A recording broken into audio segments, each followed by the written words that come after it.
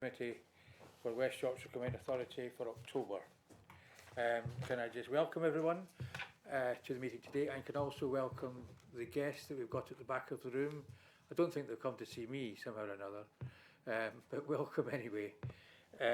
What we'll do first of all is we'll go around the table, we'll introduce ourselves as to who we are so that everyone knows when someone's speaking who it is. I'm Councillor Barry Anderson. I'm from Leeds City Council, but I chair the Scrutiny Board. Caleb? My name is Caleb Baroom. I'm the Statutory Scrutiny Officer. Katie Wright, Scrutiny Support Officer. Councillor Peter Hunter, represent Ellendon Calderdale. Thank you. Councillor Julie Craig from Wakefield. Councillor Harry McCarthy from Kirklees. Councillor John Lawson, Kirklees. Councillor Dave Merritt, representing City of York Council. Hello everybody, I'm Helen Elton, I'm Head of Transport Policy at the Combined Authority. Hello, Sarah Eaton, Director of Strategy at the Combined Authority. Tracy, the Mayor, good to see you all. I'm Susan Hinchcliffe, Leader of Bradford and Chair of West Yorkshire Transport Committee. Simon Warburton, Executive Director for Transport. Hi everyone, I'm Councillor Andy Rowntree from Leeds City Council, where I represent Kirkstall. Good morning everybody, Councillor Jordan Bowden, representing Leeds City Council. Good morning, Councillor Carol Thurkill from Bradford. Morning, Councillor Paul Godwin from Bradford. Morning, Councillor Matt Edwards, Vice Chair of Scrutiny and from Bradford Council. Morning, it's Bob Felstead from Bradford Council. Hi, Richard Smith, I'm Vice Chair and also Kirklees Councillor. Thank you. Good morning, Nikki Dio, Monitoring Officer for this meeting today. And this is also Nikki's first meeting in her new role, so we'll be kind to her today. So, right, item 1 on the agenda, apologies for absence. Katie? Apologies for absence being received from Councillors Ralph Berry with Councillor Carol Thurkill substituting, Councillor Kate Haig with Councillor Jordan Bowden substituting, Councillor Richard Forster with Councillor Julie Haig substituting, Councillor Betty Rhodes and Councillor Hannah Bittle. Councillor Rowntree. Thank you, Chair. Can I also offer apologies on behalf of Councillor Bithell? Okay, thank you. Noted, accepted. All right. Any declarations of disclosable pecuniary interests?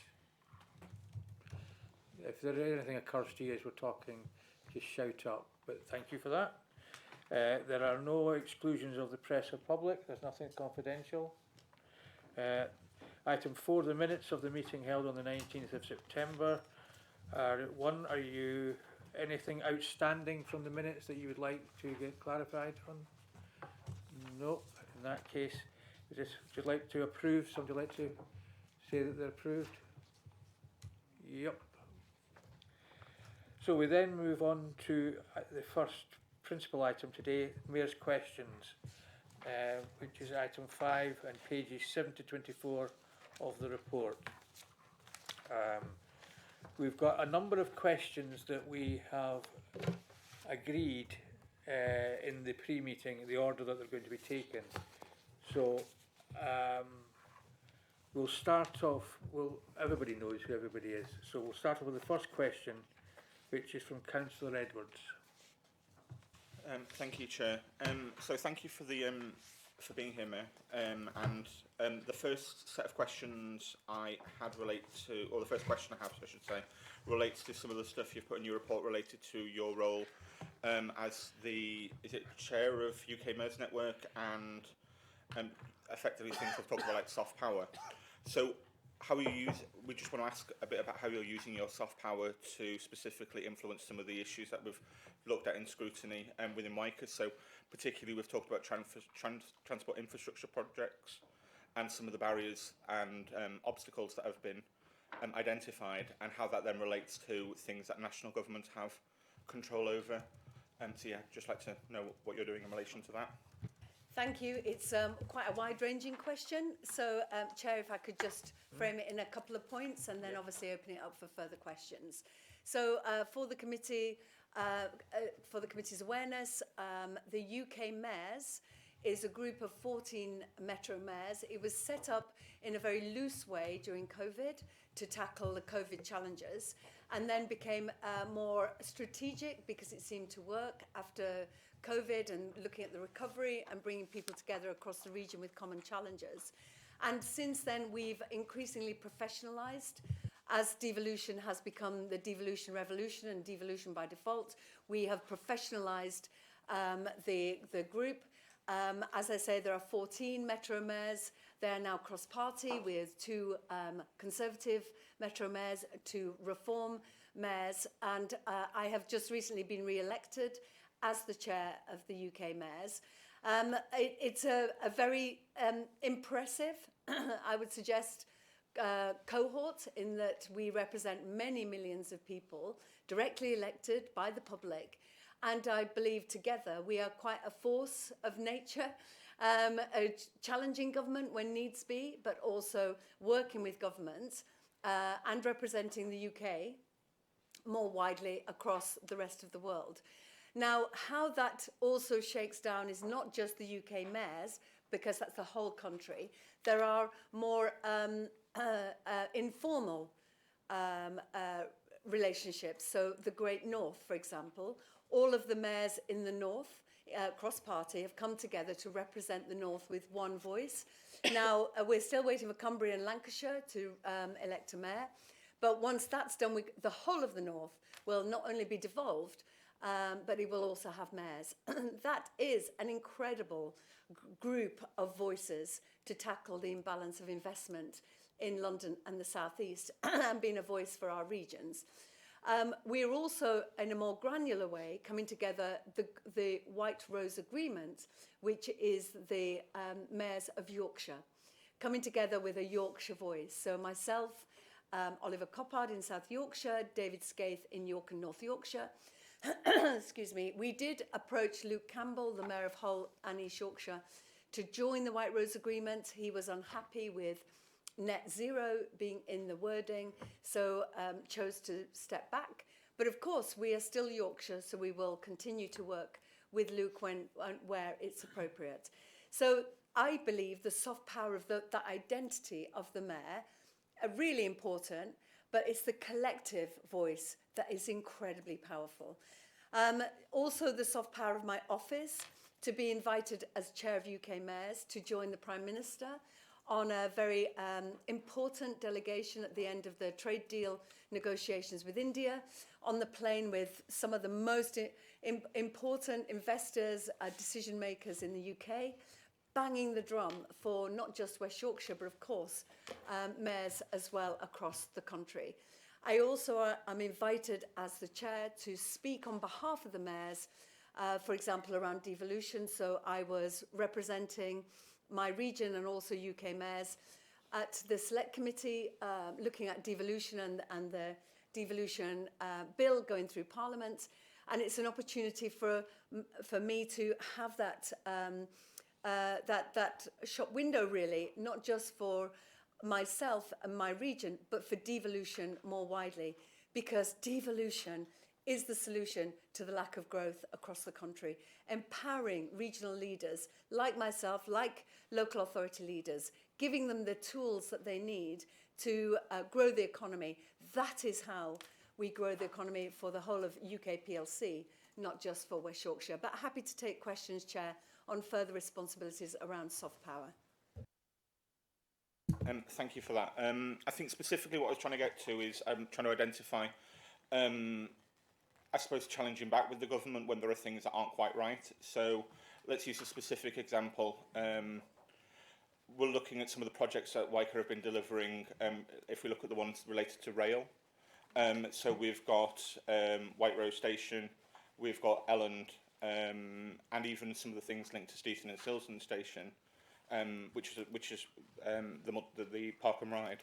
Some of the themes that are being identified relate to how Network Rail, which is a government-controlled company, and how that works with partners. And I mean, there's obviously more coming when this comes to committee in December, but what are you doing to be an advocate for not just West Yorkshire, because these issues aren't specific to West Yorkshire, there are issues that exist with stations across the country, and as a combined authorities, what you do to challenge him back when actually Network Rail needs to be better here. They need to learn to work with combined authorities because we're all here for the greater good of the public.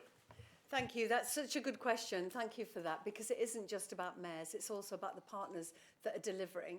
So for for over a year now, we've had a strategic rail partnership group, which has brought in Network Rail, all the TOCs, all the people, DFT, all the people responsible for delivering better rail in West Yorkshire.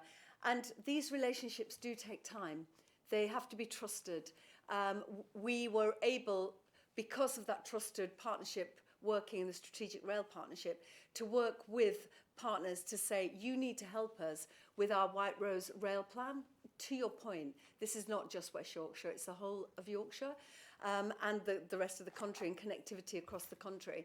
So we were able to press in it's Chatham House rules, it's a private conversation, but we were able to be very frank about what needs to be done and where people need to step up, and particularly around accessibility to stations. I am incredibly unhappy that 72% of our stations are not accessible for the public. So being able to have those really frank conversations, but also to take that conversation to Westminster.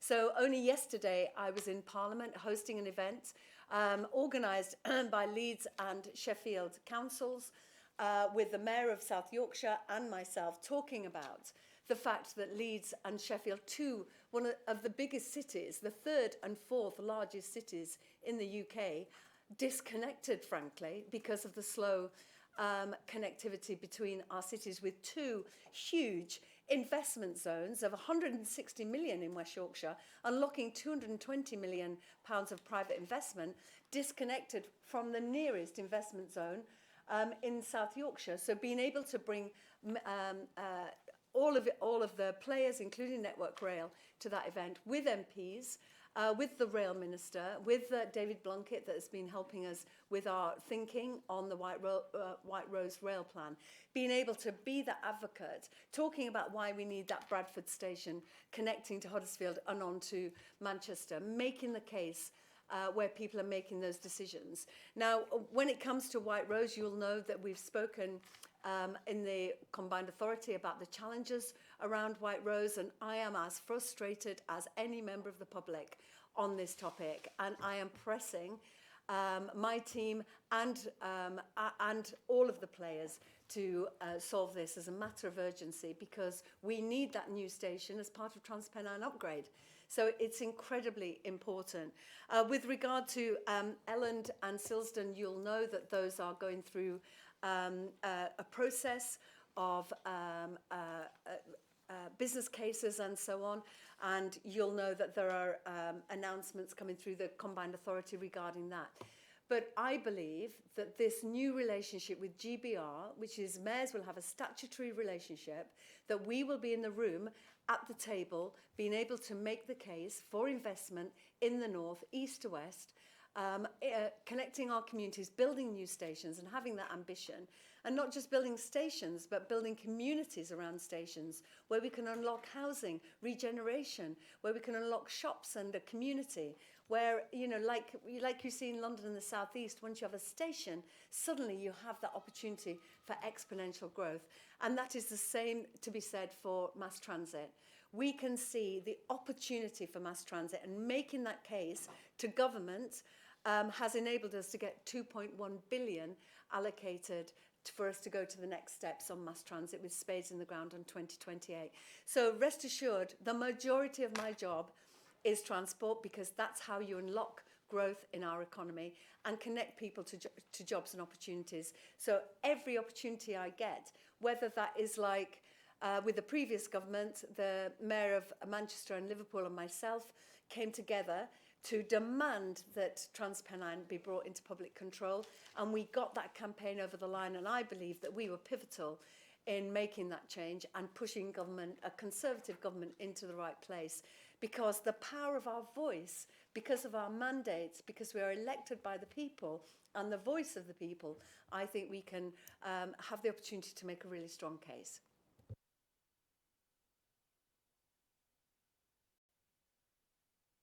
frame this as just a really, really quick one.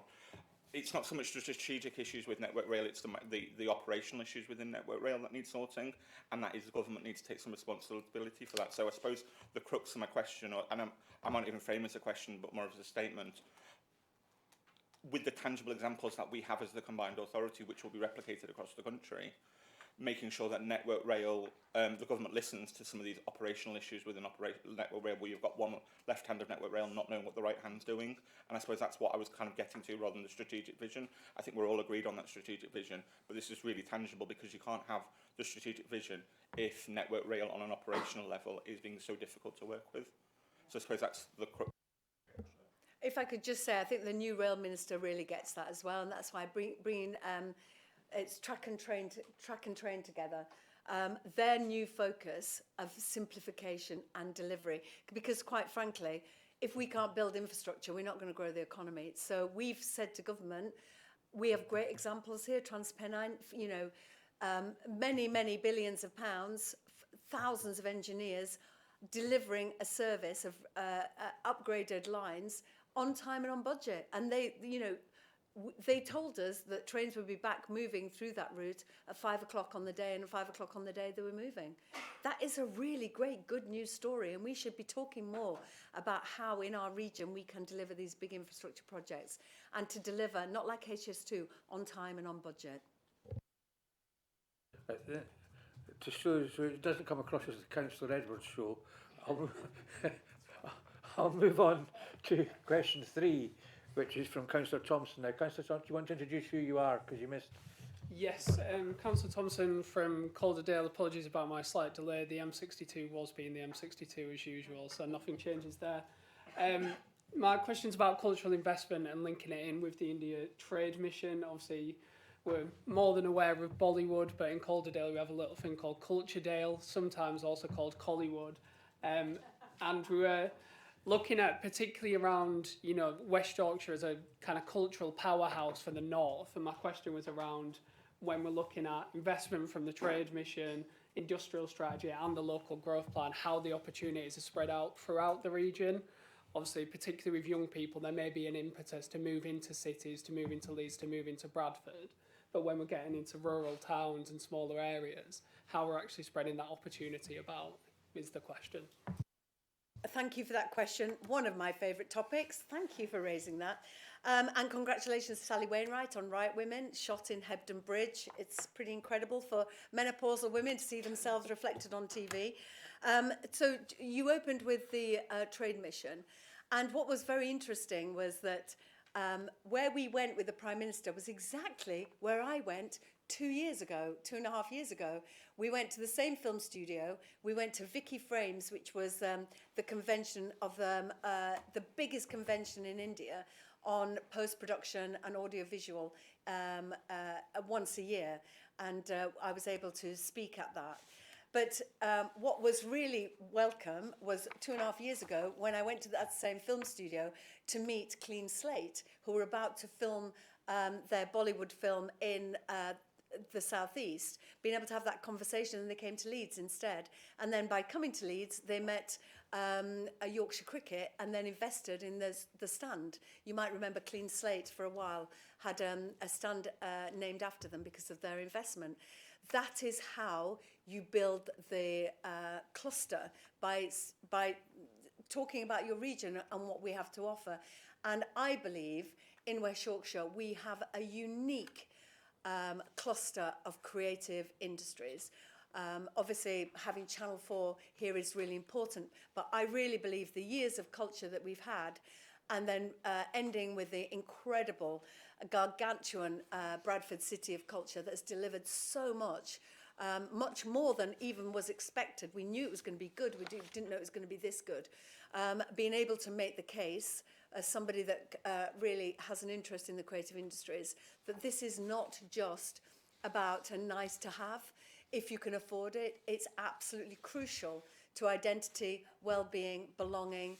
It's about jobs, about skills, about regeneration, about inward investment. It is pivotal to our growth strategy, and that is why it is a cluster in our growth plan. And being able to invest, for example, in You Can Make It Here, which is over a £4 million investment for freelancers that make up the majority of the sector, to support them into training, but also to take up those opportunities. And there's a young filmmaker called Jordan, who is going to be a huge superstar writer-director, who is in Keighley, and he had the opportunity to screen his film in Los Angeles, his short film, which would then make it eligible for an Oscar, but he couldn't afford to go. We were able to fund his trip, and he has brought back so many contacts for him. His short film has now been viewed by 18 million people on YouTube through the BBC channels. That is an incredible good news story. We are able to support our fledgling, you would call them in any other sector, startups, and being able to invest in them to go forward. We also are really good friends with Production Park, where Adolescence was shot, as you know, and we are looking at how the land that we own next door to Production Park can also create that cluster effect in Wakefield for the creative industries. But this is also a sector that's in the industrial strategy. And I believe that we have, through the recent announcement, the allocation of 25 million, our focus on creative industries has been reflected by that announcement, because governments see that we are taking a leadership approach. If I could finish, Chair, finally, on our leadership around One Creative North. So being able to use our interest in it, enthusiasm and vision for the creative industries, drawing together the mayors in the north to have a One Creative North under the banner of the Great North, with 4 strands where we are collectively greater than the sum of our parts, which is music, gaming, film and TV, and the written and spoken word. Being able to speak internationally about that agglomeration of talents, working collectively on skills, on investment, and on connections, which is also vital in this sector, because too often people train here, go to London because they think the connections are there. I am here to say, if you want to be in the creative industries, we have more jobs in the creative industries per capita than anywhere else in the north. It's a great good news story, and I will continue to tell it. Do you want to have a supplementary, Councillor Thompson? Yeah, just briefly, in terms of the... thank you for all of that. I know we've got so many good examples in there, but just on that kind of specific point around kind of spreading it out a little bit, I'm conscious of throughout the region, and it can occasionally feel like obviously there's a focus on cities, there's a focus on Leeds and Bradford, just in terms of that's where opportunities are, and a lot of young people move into these areas.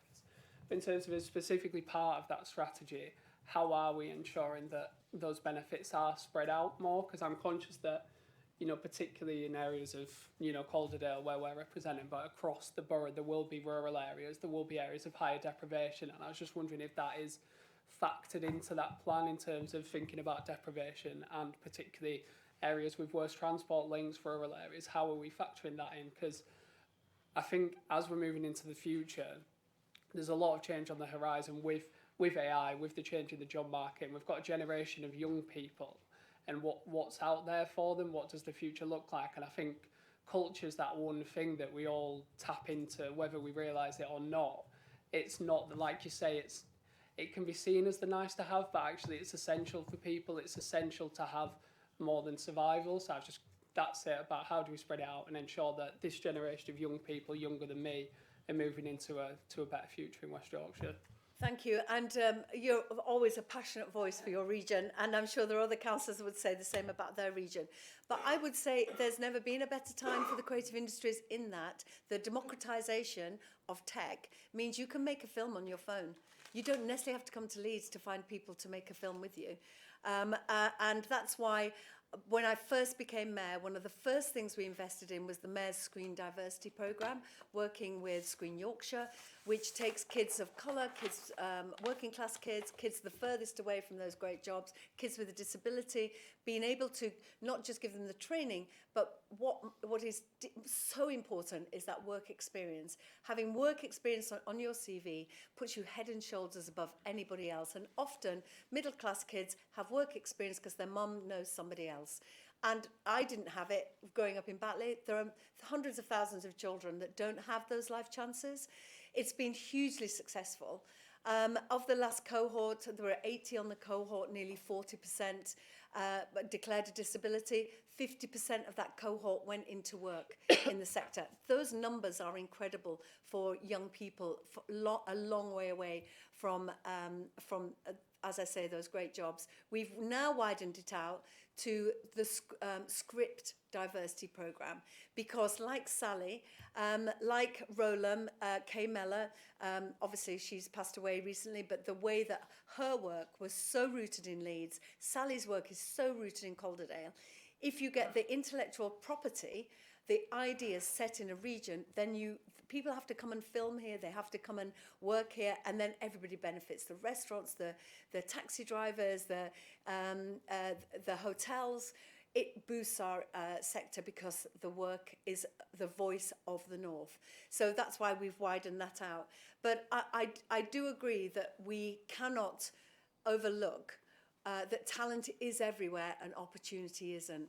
But I would suggest that over the last 4 years since I've been mayor, we have absolutely turbocharged that reach for people who would never think that it's for them. And being able to support Production Park in their courses, the work that they do supporting youngsters from ex-mining villages getting into an incredible sector, which is music production. Seeing that work, then being able to fund at the Peace Hall for Live Nation, something that's very similar. Young people getting work experience with a guaranteed job at the end of it. That's quite a game changer.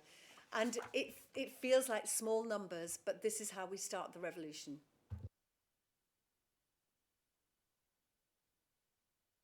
Right, I'm now going to call on Councillor Lawson for his question.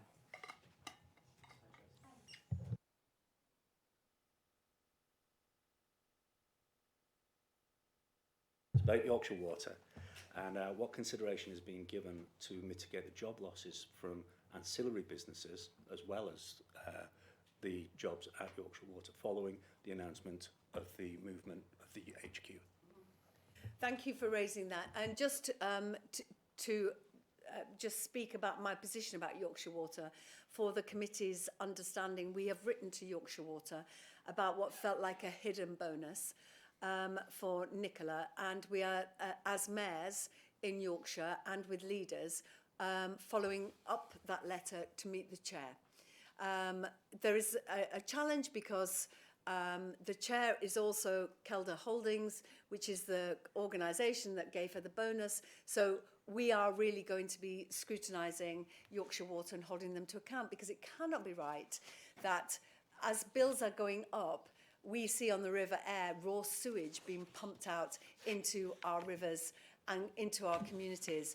It's unacceptable. And as leaders, our job surely is to be the voice of the public and to hold them to account. Now, the move from Bradford to Leeds was announced a couple of days ago. I know that the leader of Bradford Council, Susan Hinchcliffe, has been speaking to them. We are always going to be mindful of job losses, but I wonder if, Susan, you might have an update for us? Thank you, Mayor. Obviously, the announcement has just come out, and we're just understanding what that is. They're moving, I think they're moving everybody from that facility to Leeds. So I don't think there are any job losses, and presumably they're talking to the workforce now with the trade unions in a consultation period. There will still be 600 jobs remaining in Bradford because they've got a big call centre there at Thornbury, so those jobs won't be moving. They're in a transition phase at the moment. I did pick up the phone and speak to the Chief Executive to tell her about my disappointment. So she's clear on that issue. But as Tracy says, there's another opportunity for us to talk to the Chair next week. And obviously, as always with these matters about disruption in workforce, our first thought is with the workforce itself, really, and what they're feeling about things. So we'll also be speaking to trade unions to make sure they're content with the packages or what support has been offered to be able to make it easy for staff to move. But my thought, of course, for the future, of course, is those staff, but also future staff, where they're going to come from. So for me, it's very important that they continue that strong connectivity with Bradford and Halifax, in fact, and Calderdale and all that side of West Yorkshire, so that all those people can still get access to what are very good quality jobs. And we want to make sure that those are accessible. And going back to transport, of course, transport is therefore very, very important to make sure that everybody in West Yorkshire has equal access to opportunities wherever they are in West Yorkshire. Thanks for that, Susan. So yes, that's understood, and thanks for the update. That's really reassuring. I think what we'd like assurance on as well is that we have an understanding about those ancillary businesses, about those businesses that support that whole activity, and just what impact there is on there. My follow-up question was going to be actually, I did appreciate the letter and that you wrote to Yorkshire Water, and I'm also concerned though about the passing on of any costs to customers of the move, and I just wonder whether that you'd have sight of that, whether you'd be able to keep sight of that. I can raise that in our meeting with the chair. Thank you. Now, Councillor Godwin, your question about inward investment. Yes, I just wanted to follow up on the India trip, as I think we're all interested. How have you ensured or are ensuring that the whole region has benefited from the inward investment from the India trip and from other trade missions that you've been involved with? Thank you. Well, I will always bang the drum for the whole of West Yorkshire, wherever I go. But there is something that is you have to recognise that Leeds is a core city, particularly around financial and professional services, supported, mind you, by those big banks like Lloyd's that are outside of Leeds, and also building societies and accountancy firms, etc. So it's the whole ecosystem that I speak about. But rest assured, I always say, you might want to think about Leeds, but have you thought about Bradford? Look at Halifax and the way that the city centre is being transformed, the Peace Hall. What an amazing quality of life for your workforce. I am the biggest ambassador for the whole region, so rest assured we are always offering other parts of the region over and above Leeds. With regard to the India trade mission, there was an immediate, I think it's a £7 million investment in West Yorkshire, and 50 jobs and so on. So it's been great to see that immediate investment. And also just today at the event with the Chancellor, with the Financial Conduct Authority, they're also now investing another 50 jobs here in our region. So, of course, that is not just for Leeds, because that talented workforce will come from across West Yorkshire. We've got an amazing university in Bradford with the highest number of AI data analytics students, postgrad students in the whole country. They are an absolute talented workforce that companies need in Leeds. And Channel 4 said when they were relocating out of London and they were looking to find a city where they could find the right diverse workforce, they said we wouldn't have chosen Leeds without Bradford. And that is true, and that's why mass transit is so important. So we can have this talent moving around our region, so people don't choose one city over another, because wherever they are, they will have access to that ecosystem that serves their purposes, and that skilled workforce as well. So the trade mission is, what came out of it was very good, but I do believe that there's going to be even more good news coming from the trade mission. And you won't be surprised to know that we're writing to the film studio to say, if you want to come and film in the UK, your 3 Bollywood films that you've just announced, you've got to come to West Yorkshire. So I will continue to make the case and pick up from the people that we met there, as I have done from the Regional Investment Summit. A follow-up? Yes, I have actually, since you raised it yourself. How do you feel that the representing West Yorkshire works in contrast with representing all the mayors of the north? Do you find that there's any clash in that? No, it's about a time and a place. And whilst the mayors have a gentle competitive edge, I do take my role as chair seriously, but as somebody that's agnostic as well, because of course there are different political parties represented in the UK mayors, so we won't always have the same position. But when I am speaking about my region, I speak about my region, and that comes first and foremost in all of my conversations. Councillor Edwards, you've got a question on similar lines. Would you like to come in? I thought you were taking my questioning rights off me, but no. I suppose it's just looking at the Indian mission in general. So we've got some commentary on that in the report. I suppose what I want to know is how we're making sure we're measuring the success of the trade deals in a way that's not subjective and actually looking at the data on that. So what outputs are we monitoring from these? Not just this one, but the last one and presumably future ones. I think it's a good point to raise because it's not always direct, is it?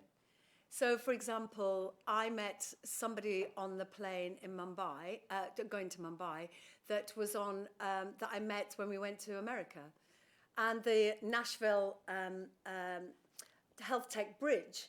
There are people on that come up elsewhere, so it's quite hard to monitor. But I think, Chair, if I may, that's probably a question for the team on the trade and investment. If you want the granular detail, we're happy to supply that for you.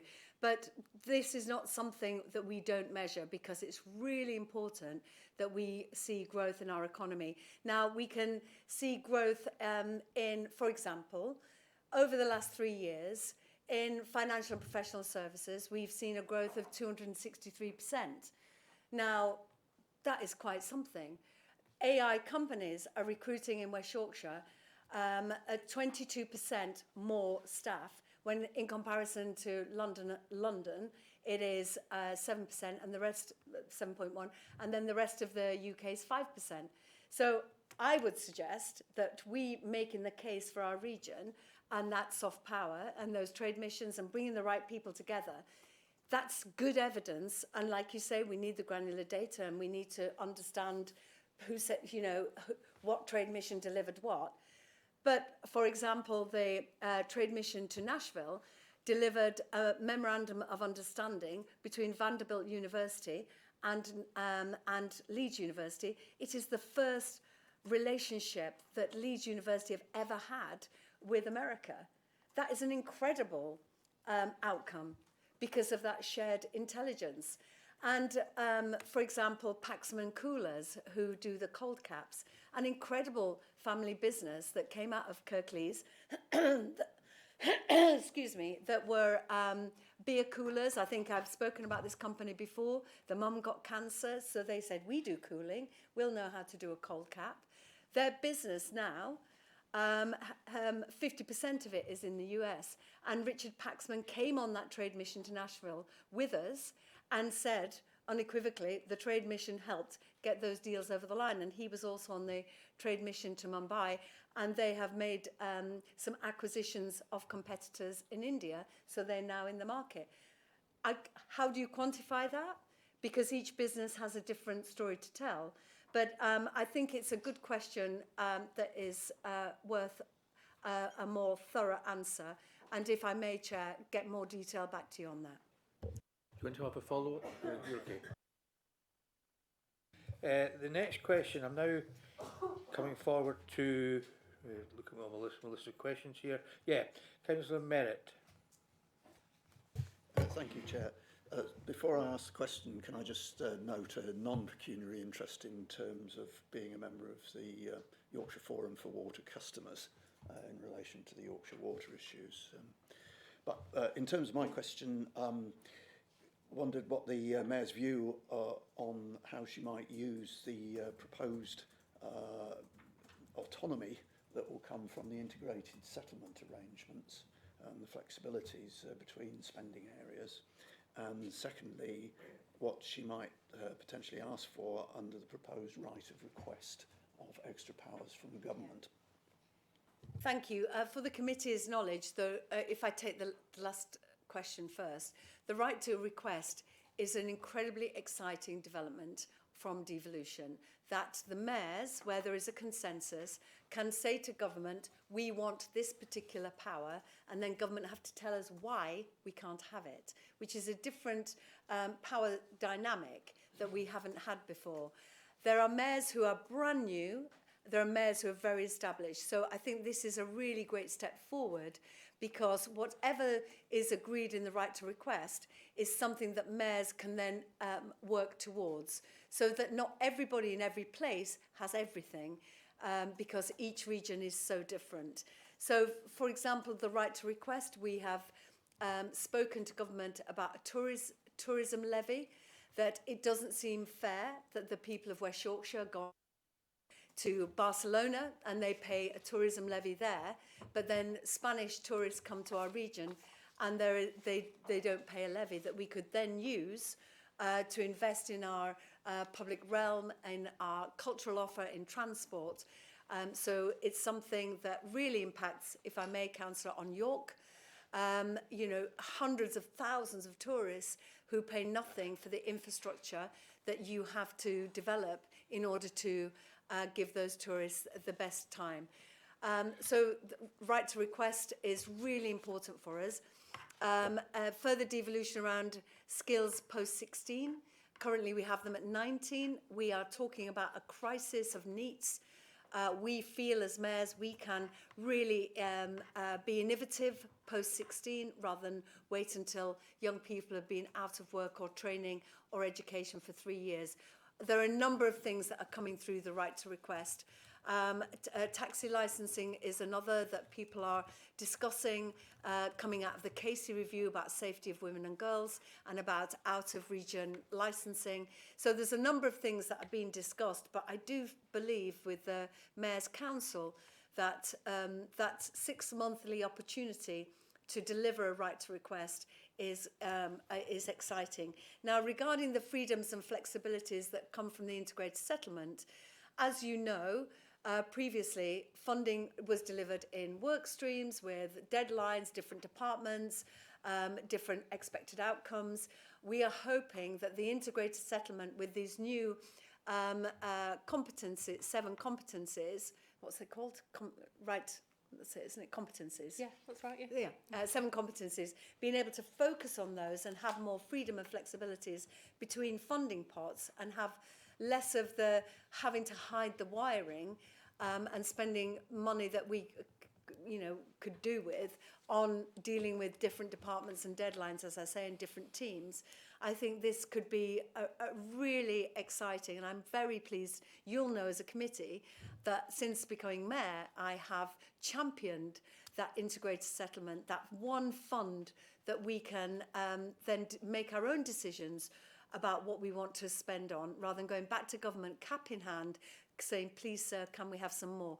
But it's a particular question, so I'll come over to Sarah, my colleague, on that.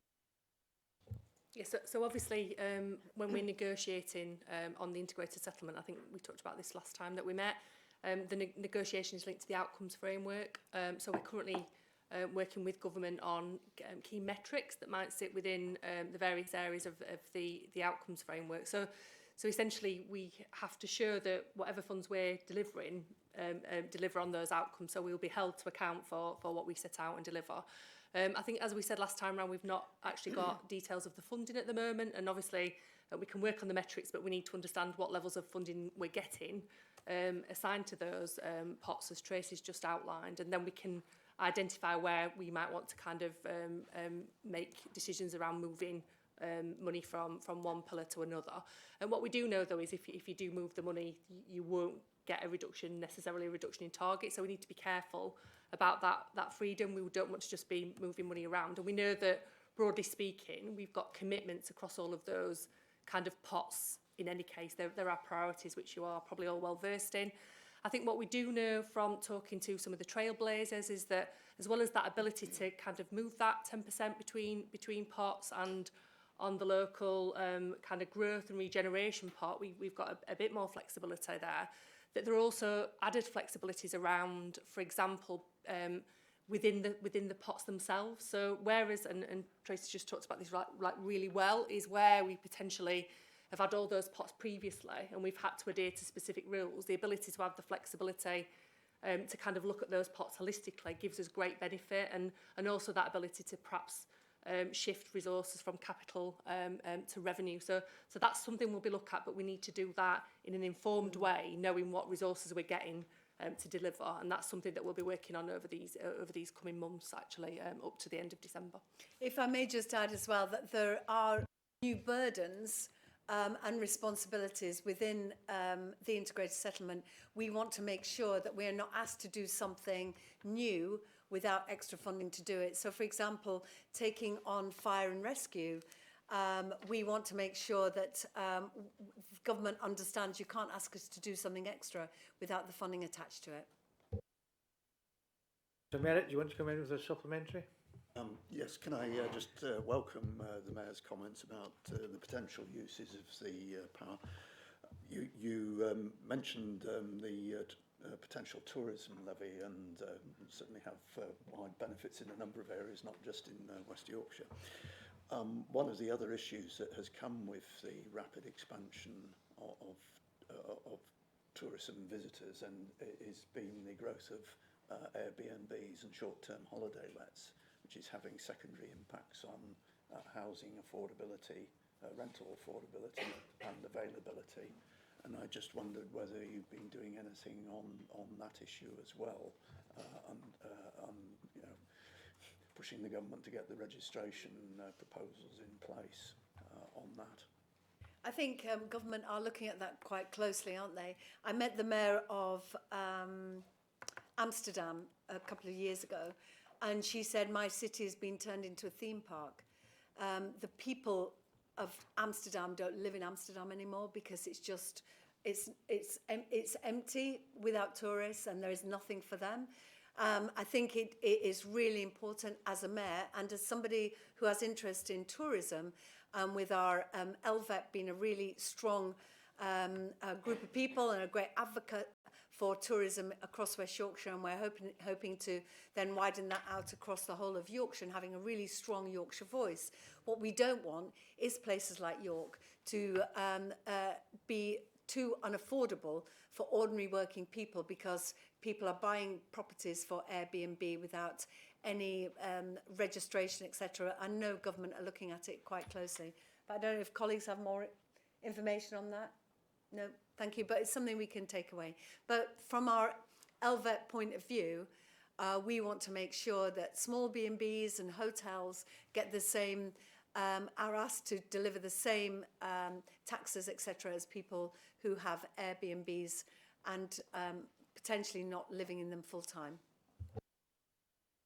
Right, on a similar note, Councillor Godwin had a follow-up question on education.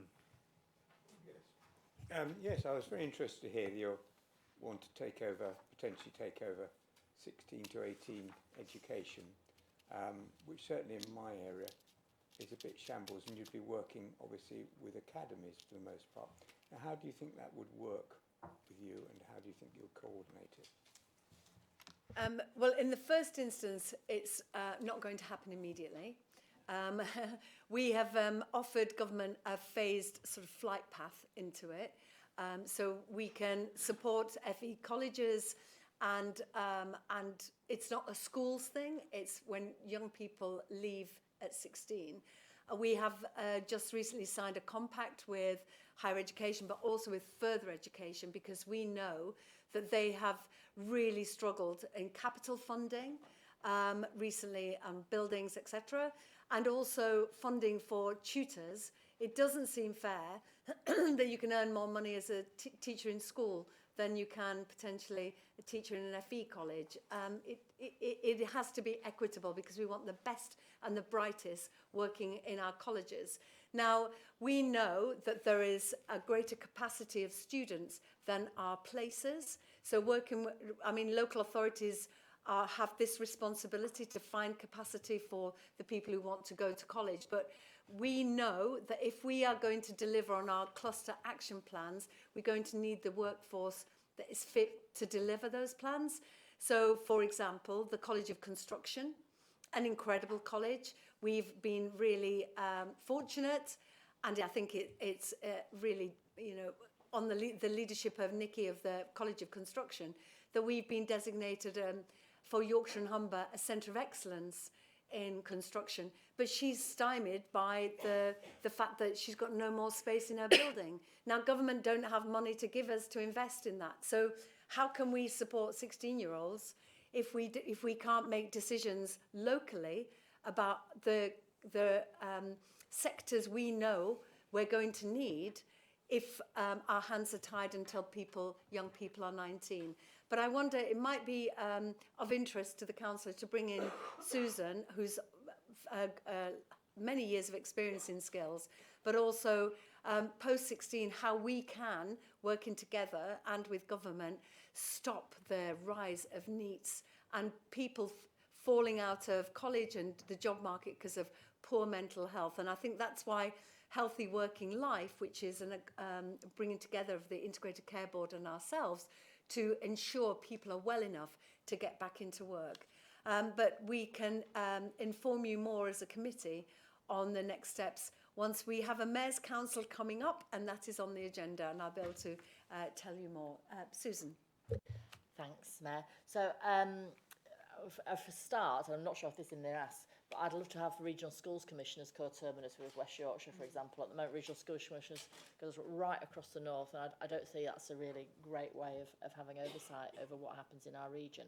So that co-terminosity, I think, helps with us on health. Obviously, it helps with local authorities being co-terminus with the combined authority, and I think education will be another benefit to that. The Mayor's right about, obviously it's money at the end of the day, isn't it? That capital funding that we used to have actually part of the City Growth Settlement for FE colleges was really, really valuable. We don't have that now. It would be good to have that passported to regional authorities to be able to share that out more equitably.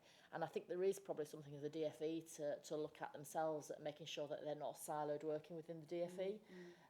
When we did that report a few years ago, it was like something like £20 billion spent on skills over 8 different government departments or something, which sounds to me like it needs some rationalisation there.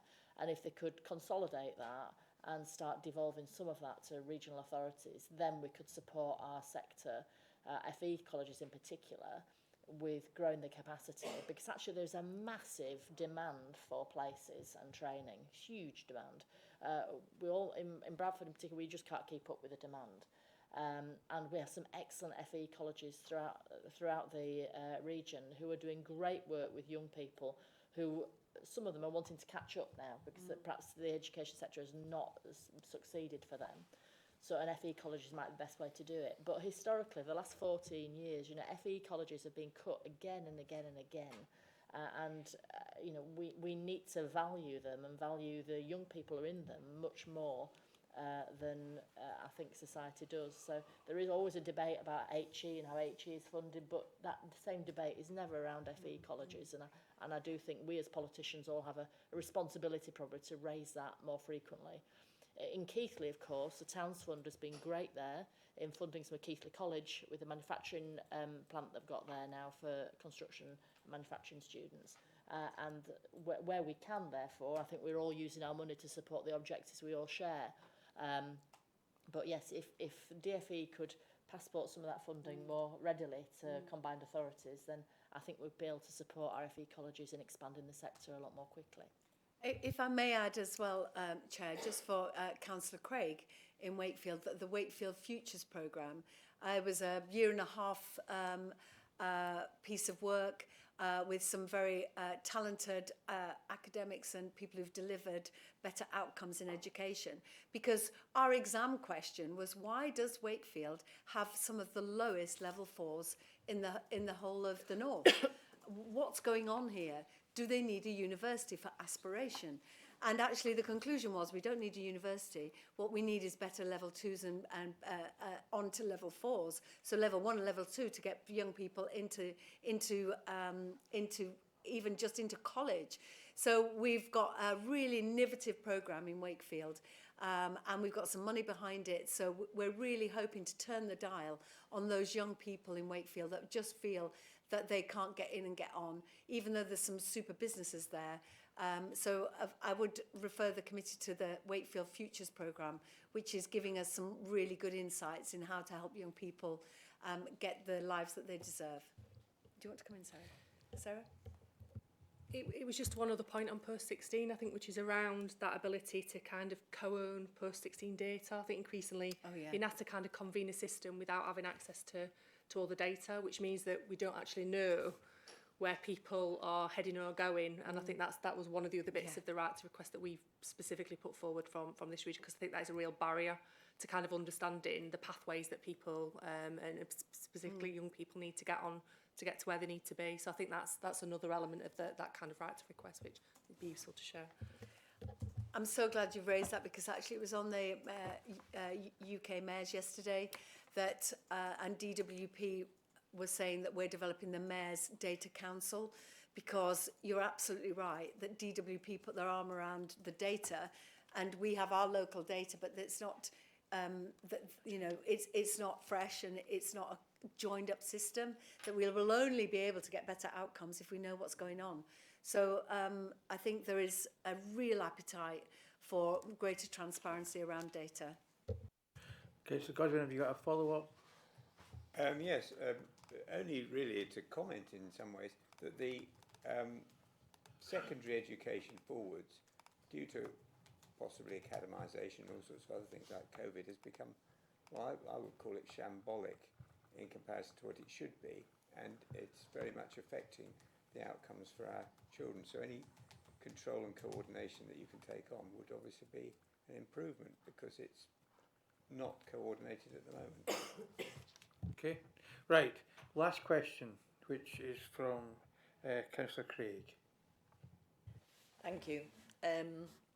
Mine just goes back to the outcomes framework that's being prepared in readiness for the integrated settlement, and to ask the Mayor what you intend to do to engage the local authorities within that outcomes framework, either the creation of it or the testing of it, or what sort of engagement will there be? Thank you so much. I'll pass on to Sarah in a moment, but just to say, in West Yorkshire, we are developing Team West Yorkshire, the West Yorkshire Way, where we collaborate and cooperate across local authorities and our office. It is a 5+1 model. All of this work, whether that was the 2040 plan, whether that's our growth plan, whether that's the cluster work, all of this is done collectively, because frankly, we can't do it on our own. The job is too big. We need to know also what's happening on the ground, and to devolve down to give local authorities the autonomy and also the resources to be able to deliver.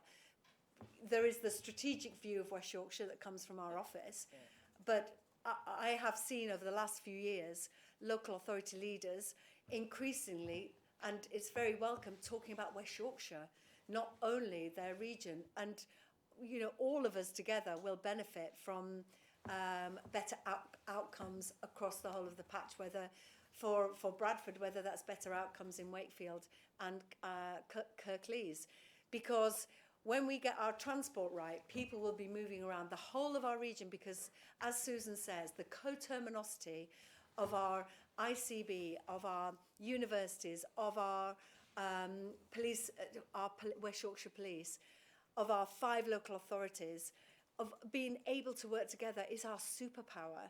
And when people come from other regions or come from institutions and speak to all of us, they say it's so refreshing to see that co-working. But you've done a huge amount of work on this, haven't you, Sarah, and how to make sure that we have that Team West Yorkshire approach. I think, we're doing quite a bit in partnership. There's always lots we can do and to kind of improve. I think the outcomes framework, obviously this is the first time that we've negotiated the outcomes framework with the government, following on from the trailblazers, both in GM and West Midlands. I think it's quite a complex kind of process, because we haven't got carte blanche to just say, well, what are the things that we want to deliver? And I think increasingly it's becoming quite apparent that actually there's a set of measures that the government want us to kind of take on board, in exchange for the flexibility to deliver.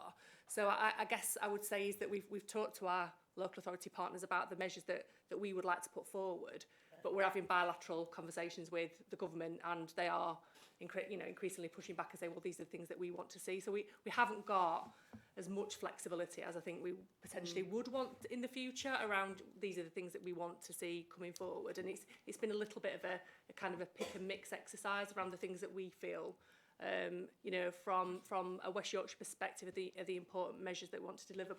But there are set measures that the government are kind of looking towards, because they've got to be able to kind of have that consistency of measuring across the piece. We can't just come up with something that hasn't got the data behind it. I think the other thing that we've been looking at is around what's an outcome and what's an output. And because on some of these we'll only potentially have 2 years to deliver, we've got to be really careful that we're not signing ourselves up to deliver long-term outcomes when we've got funding for a particularly short period of time. So it's quite complex. So we're talking to our colleagues in local authorities, but some of this is driven by the government and what the government are giving us in terms of those metrics that are on kind of a menu, really, of measures. Supplementary, yes. Thank you. I appreciate for that your answers, but I'm still concerned that do the local authorities fully understand that this is basically a top-down thing? That because you've just said that there's little flexibility and it's whatever the government are saying, that's what we want you to be producing, and that will be your outcomes framework around that. And to what extent are you including local authorities within that conversation? Maybe it's best for the local authority in the room to actually speak to that rather than us speak for them. So I don't know, Susan, if you want to comment on that. It is a government-led piece of work, there's no doubt about it. Right. So I think, as with our own authorities, you have to have KPIs that govern the whole of the local authority, don't you? Because otherwise you won't be able to see we're making any progress or not. Yeah. I think what we're always working on in West Yorkshire is how we all work together as a six, as Tracy said. Yeah. And I think that does mean is all spending time in meetings like this, but not just politicians, of course it's the officers as well. Yeah. So we have to make sure our officers in each of our local authorities have time to meet together with others in West Yorkshire to come up with a joint plan of how we deliver. Because I'm sure the KPIs that we're talking to government are going to be ones that we'd all share that we want to achieve, actually. You know, we all want better productivity, we want more jobs, we all want better transport. But it's the how that makes a difference. And in my experience, if you just depended on a piece of paper to bring you all together, you're lost. It is the relationships, actually, and that's what we have to keep building on. So we have to keep talking to each other, keep going to lots of meetings, I'm afraid, but keep doing, it's the how rather than the what, I think, is what I'm most fixed on, really, to make sure that we work really well together so we get the objectives that West Yorkshire needs, in my case that Bradford needs, and actually from Bradford's point of view we have to think about devolving to our local communities as well, so they have more say in what happens in their communities. So all of us have to try and work to make sure that people feel more in charge of what's happening around them and in their community. And I think that's why we need to keep working as one team and be prepared to devolve to communities where we have that opportunity. Thank you. Right, so I'm bringing item 5 to a conclusion. We move on to item 6 now, which is the Mayor's Local Transport Plan. So, Councillor Edwards.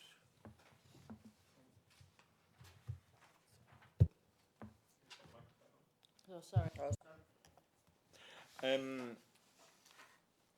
Start with a quick question. Who has the overall oversight on this plan?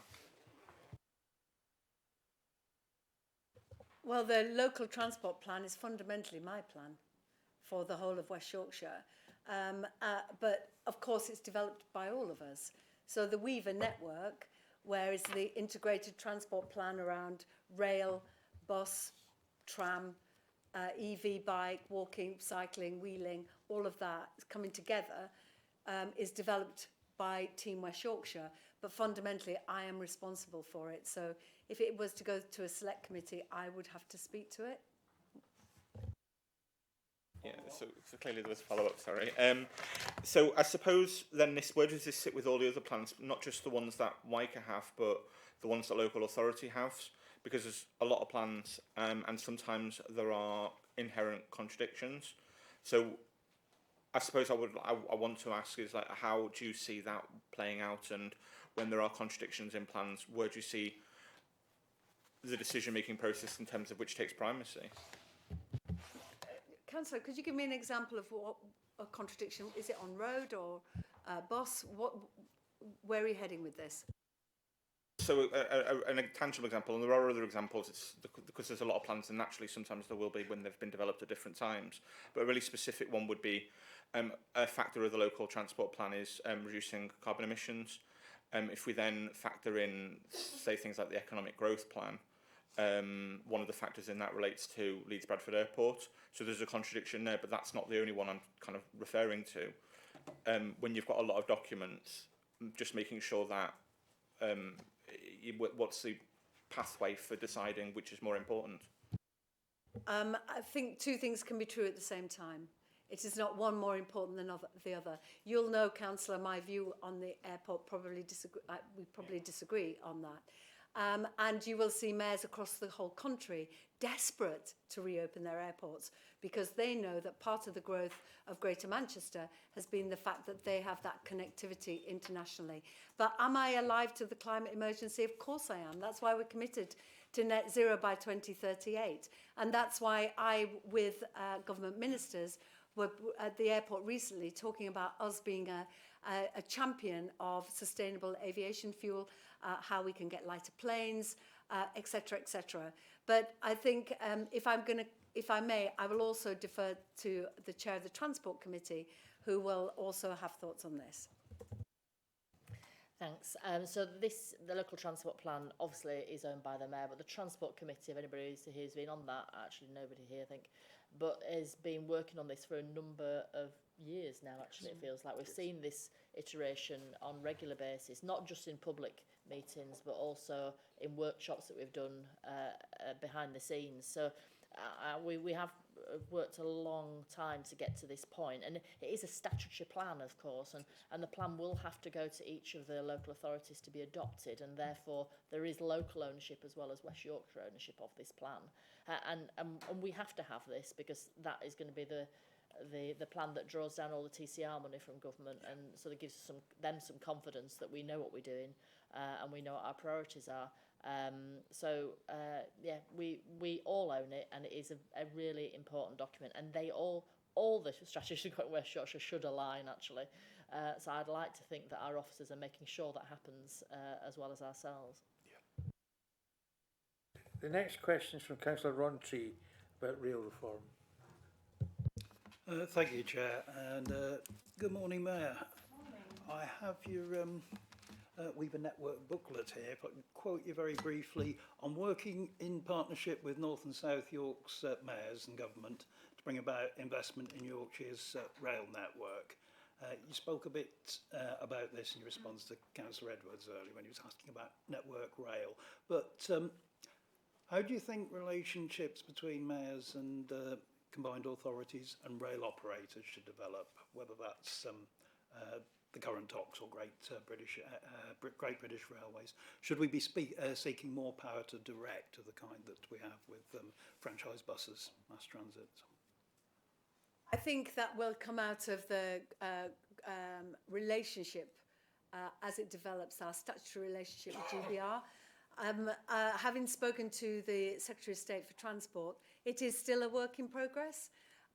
Where that direction will be, your point is well made, Councillor Rowntree, because what we don't want is me to say, I want so many trains per hour going down to London, and then that conflicting with South Yorkshire or York or whatever.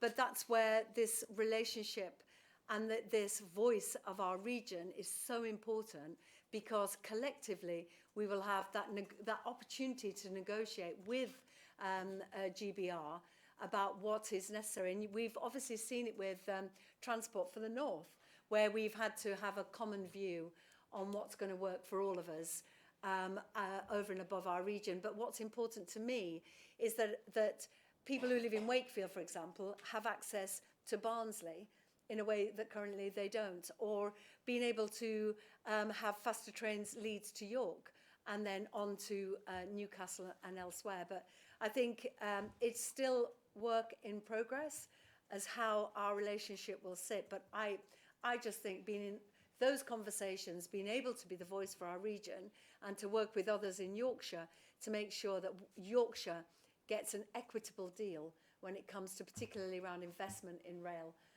and transport more widely. But I don't know if you wanted to come in on that, Simon? Certainly, yes. So we know that legislation is coming forward to establish Great British Railways. That is expected to be probably somewhere in the order of a 3-year change programme, and we are already working with an initial introductory team that has been established to develop the principles of Great British Railways, and of course one of the distinct challenges is the fact that the West Yorkshire Rail Network does not live in splendid isolation of the national rail network. So if we take the Transpennine Corridor, it's as an important a part of Merseyside, Greater Manchester, and indeed East Yorkshire and North Yorkshire as it is West Yorkshire, and therefore there will always be trade-off conversations that are needed.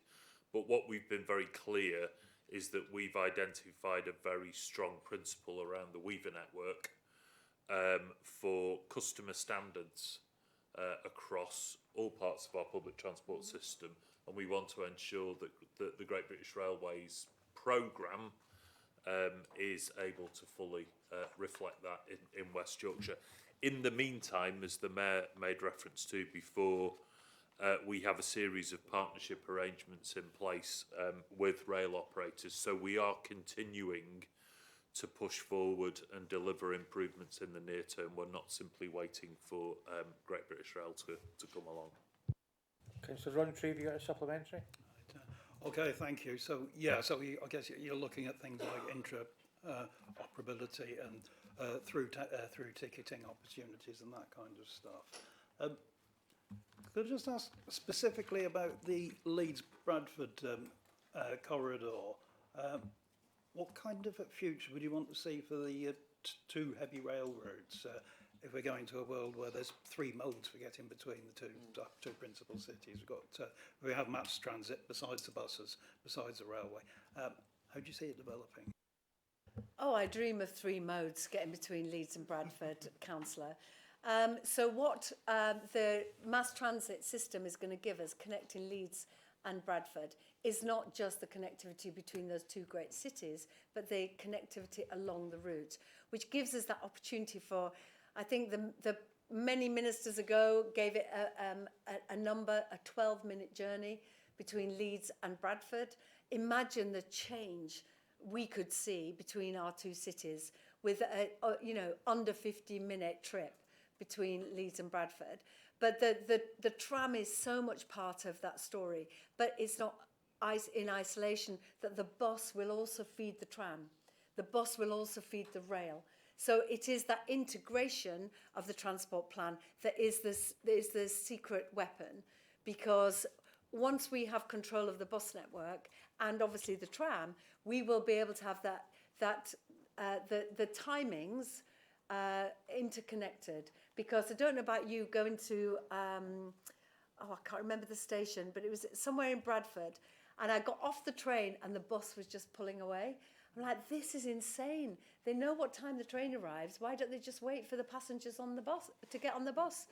When we have franchising, we can have that intelligent transport plan with an integrated ticketing option as well. So we'll have our, like London, the bus, the tram, the overground, and all the active travel as part of that ticketing. Ticketing is almost as important as the structure itself, because it's got to feel so easy. You don't look at a timetable, you don't have to check a different ticket. It's tap in and off you go. Thank you. Councillor Thompson. Yes, thank you, Chair. the transport plan is ambitious, and it's ambitious for the region, and I think we all want it to succeed.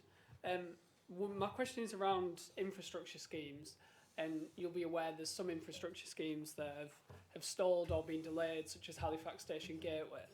I was just wondering around how actually we can ensure that, whether it's the opportunities that we're getting from new settlements, but how we actually unlock these schemes and put them back into delivery. I think your point is well made. If I had all the money in the world, I would do all the things that we all want to do and our partners want to do. And I think it is about what's absolutely pivotal to growth at the moment.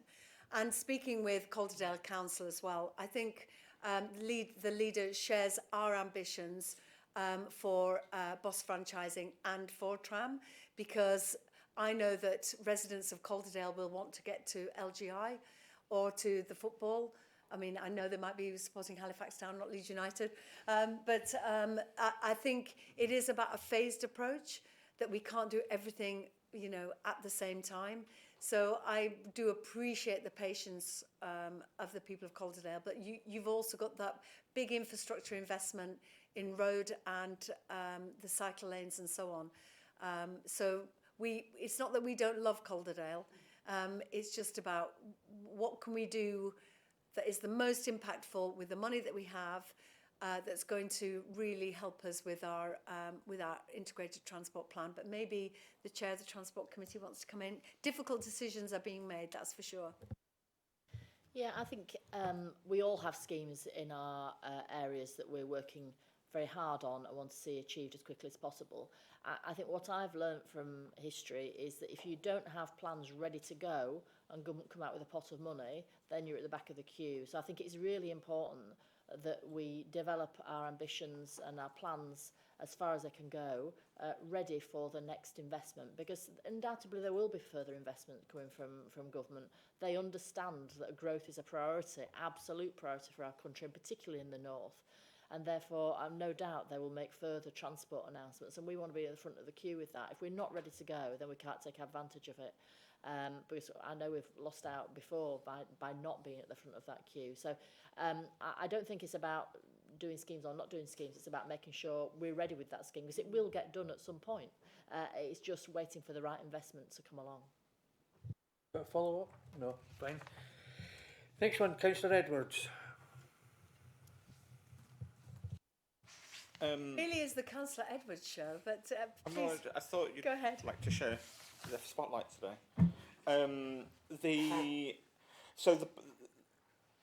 One of the big elements, obviously, one of the projects that we're working on is bus franchising, and obviously there's a lot of ambition to speed up the pace within that.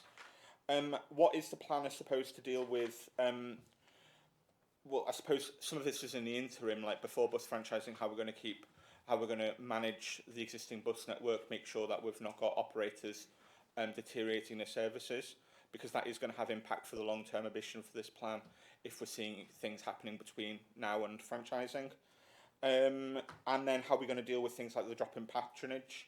And a big question that I guess a lot is about cost. Like, I know we've talked about how the £2.50 fare, which is cheaper than the £3 cap on the national cap, but that is now meaning that public transport is more expensive in a lot of cases than driving. And if we're trying to drive modal shift, how are we going to try and balance that? So just a really tangible example of that, I was talking to a resident who mobility is not necessarily easy for them, so they were getting 4 or 5 stops on the bus from Homewood into Sutton Estate.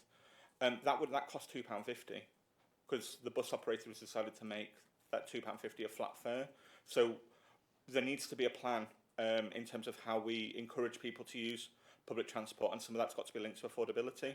So I would just like to hear a bit more on your thoughts on that. Thank you. And I always enjoy sharing the spotlight with anybody that would like to share the spotlight. However, it is the Mayor's moment, so please do indulge me that I am actually replying to your questions. So moving swiftly on, affordability is vital, because we know that the bus operators have been played fast and loose with costs, ticketing costs. And you'll remember that we were the first mayoral combined authority to bring in that flat £2 mayor's fare. And we sustained it for as long as we could. but we knew that whilst affordability was important, there's no point having a £2 mayor's fare if the bus company have pulled the route. So we used the extra 50p, can I say 50p under the national cap. We went up to £2.50 to use that extra 50p to invest in routes. Let's not forget, we are all around this table paying hundreds of thousands of pounds to bus operators to put back routes that they've pulled because they're not cost effective. This isn't no way to run a network, and that is why this is the most profound argument for bus franchising, is so we can have control over fares, so we can make them affordable. We know that government are looking at fares and are looking at investment in buses. We, I think, have made the case, and it's landed now in government, that people are more impacted by buses and the lack of them than by rail. So most people are concerned about buses. Of course, rail is important. But for our region, when we have quite a low car ownership, buses are fundamentally important. But I'm going to hand over to my colleague Simon, who can maybe talk a little bit more about the structure of fares across the region. Yeah, certainly. So, addressing the point around network stability, so this is a risk that we've been monitoring very closely right through the consideration of the case of franchise, and will continue to do so over the remaining 3 years as we go through a period of transition. So far, there has been a positive response in the main from operators. Clearly, they have established businesses that are giving them a return, and therefore there is a remaining commercial motivation for them to secure the maximum return that they can do through the period in between. A number of those operators clearly will choose to engage with the franchising competition itself, and therefore there is a motivation for them to maintain a strong record in West Yorkshire. We've also looked to support operators from a number of different angles.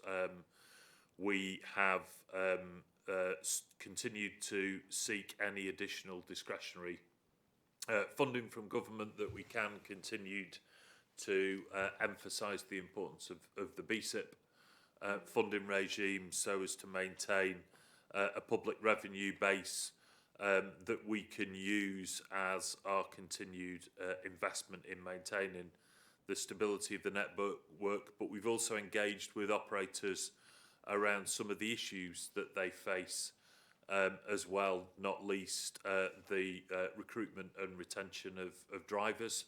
And we've been using the Mayor's wider skills programme to support our operators in that regard. We have a number of transitional mechanisms that will play their way through, which again helps to give incumbents confidence in terms of transition, including a very clear TUPE process that will be followed should one of our incumbent operators be stepping out in due course and handing across to a franchisee. We also have a mechanism now agreed with operators for a market-based transfer of a vehicle fleet as well through that transition period. So there are a number of different tools that we're able to use to steady the environment as much as we possibly can, and therefore make sure that the period of transition is ideally involves no disruption for the travelling public whatsoever. Very much our critical measure of success for day one of franchising will be that everybody experiences at least the same experience that they did the day before, and are not disrupted through that change period before we then kick on to really start to make good use of franchising. Supplementary? Thank you. That's. I mean, I suppose trying to just frame this from a way that maybe makes a bit more relevance for the general public. One of the things that certainly I'm hearing more and more about is like some of the practices of some of the operators is making it very difficult for users to bus users in general. So, like just some examples. Arriva on their services are asking for unreasonable levels of ID and not accepting standard ID when it comes to under 18s fares. That's come across on some of the routes in South Bradford. Transdev, when you buy a ticket through their app, their default option for buying a single ticket is the £3 fare, because they have some services that go into North Yorkshire. But as someone that selects West Yorkshire as my area, that's the default ticket option it presents to me, and someone that doesn't know might get confused by that. First, when I'm forever on, well, I use loads of different buses clearly. When I'm on a Transdev bus where there's a first bus on the same route, first the default selling day tickets as their operator specific ones. So when they try and get on a Transdev one, they're turned back. All of that sort of stuff really combines to making bus not just expensive and unreliable, but actually quite difficult for the user. And that's getting worse, and that can actually be getting worse before franchising.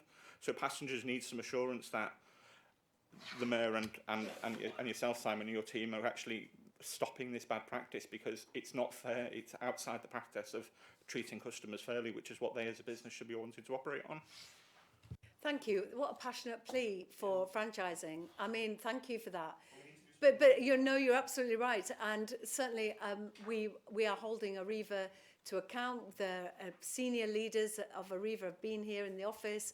We lay out the failures and challenge them. But obviously, ahead of franchising, we also have to step in to help. And I think what you're saying is also that the tech and what's on your phone, your ticketing, is, like I say, as important to your experience. And also the quality of the buses. I'm really frustrated that operators don't have the quality of the buses that I would expect for all of our citizens, which is why I'm really pleased that we signed off in the last Combined Authority 30 million as a down payment towards electric buses that are going to be clean and green. You'll be able to charge your phone, and going out to the public and saying, what do you want for your bus, and bringing the public with us on this journey, because it's been too rubbish for too long, and it's finally the time that we can take control and make it better for the public. Now, is it going to be all singing, all dancing overnight once we get into franchising? We are lifting and shifting the network from 2024 to the moment of franchising, and then we can build out from there and we can improve. And I hope when I come in front of the Scrutiny Committee in 27-28, we can see tangible changes. And already you will see Hetmond White Station is a brand new station. It's going to be in the Weaver branding, Huddersfield the same, Dewsbury the same. When we have to replace anything, it's going to be in Weaver, brand new branding. We're setting our ambitions high, but we're not waiting for franchising. We will be tackling these problems when they come up. And I do think that default setting is wrong. And if you're happy to share those particular cases, we will raise them when we get those opportunities. But, it's a cry to get control, because we've been led by the nose by the operators with a poor service for far too long. Right, now, this will sound a bit like I'm listening. The Mayor normally at the Combined Authority around about this time says, we're getting tight for time. Can we try and make the questions short and sharp to the point, and equally the answers that are coming out should be short and sharp and to the point? I'm paraphrasing the Mayor. That's usually what we get told in the Combined Authority. So with that in mind, we've got to be out of here by 12:30. So that's why I'm saying that. So, can I say, Chair, it's always welcome that we can learn from each other. Thank you. So, Councillor Lawson.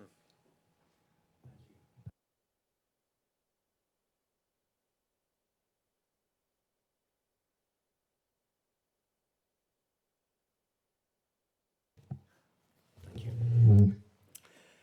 start again. You did, but let's do it for the public.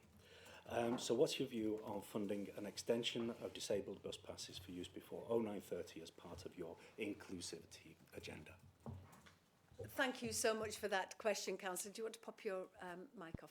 Thank you for that question. It's something that's really important to me because I'm really determined that anybody who wants to access a job and go, or college should be able to at whatever time. This is part of our overall look at ticketing.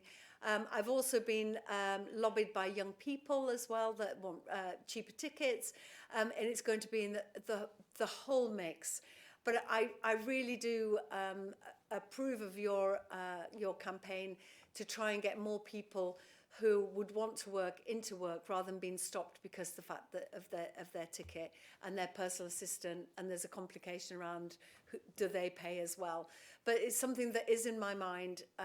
We haven't come to conclusions because that's going to be part of the whole ticketing piece. Thanks for that, and it's reassuring to know that it's high on your agenda. MP Tom Gordon brought an amendment to the bus bill recently, which had significant cross-party support. Regrettably, it was voted down, and I just wonder what lobbying do you think you can do with your council of mayors, either in the background or publicly. What lobbying do you think you could manage to do to physically support the campaign? Thank you. Well, every mayor is in a different place on franchising.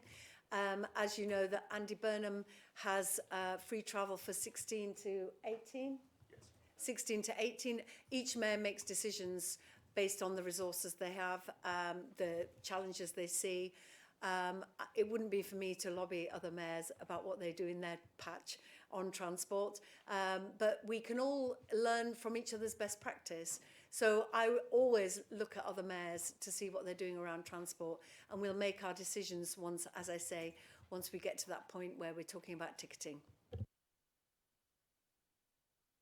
Can I now bring in Councillor Merritt?